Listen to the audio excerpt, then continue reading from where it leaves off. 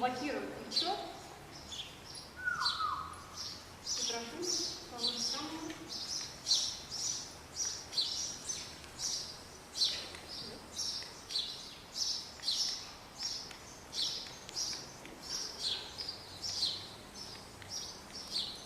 Хорошо. Ничего, смазано. Достань, говори.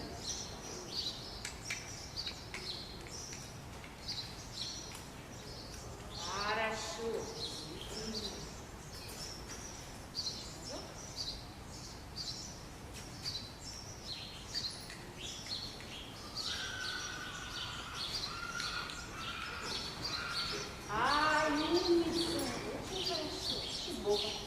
Completely confused walk. And I'm going to get the instructors in and get them started.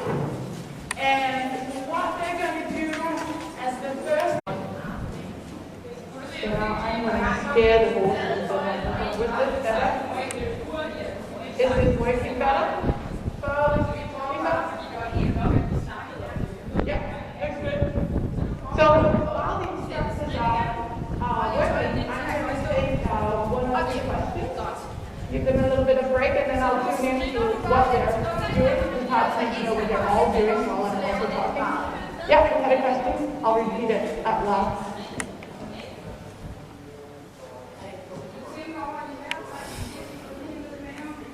I say, well, I'm in it for the horse. I want to make things better for as many horses as I can. But I do that through working with the riders.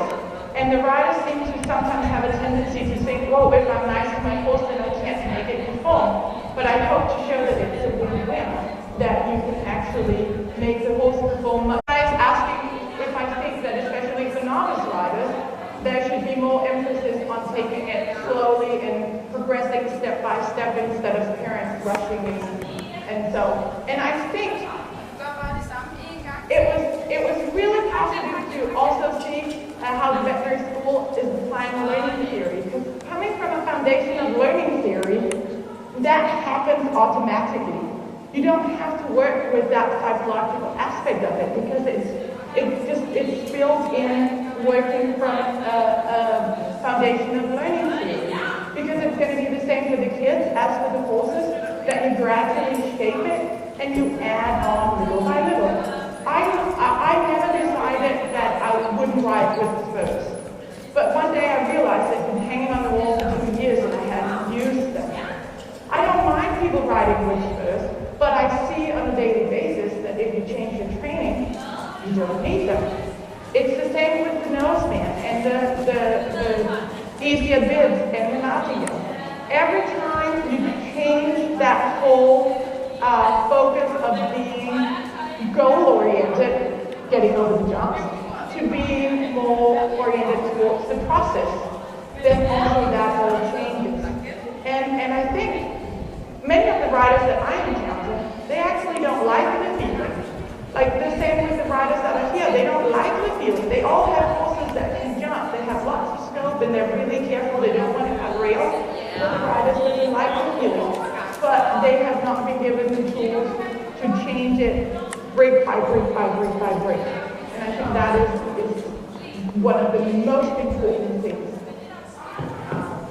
And then also, it's with that comes looking at the whole horse, looking at the whole concept. The rider's mentality, the rider breathing, the right position on the horse, the right attack, and there are also many sides to it that you need to consider. And a lot of the horses that I see with behavioral problems have some underlying physical issues, which have started the behavior problems in the beginning. The problem is that you don't really see those physical issues before you have sort of cleaned up all the confusion of the aids.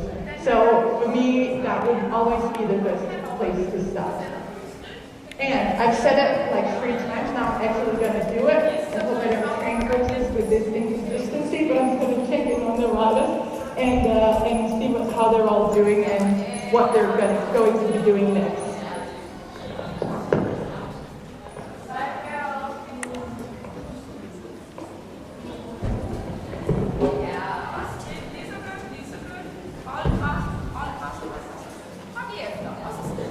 before I ask Sarah, I was just seeing.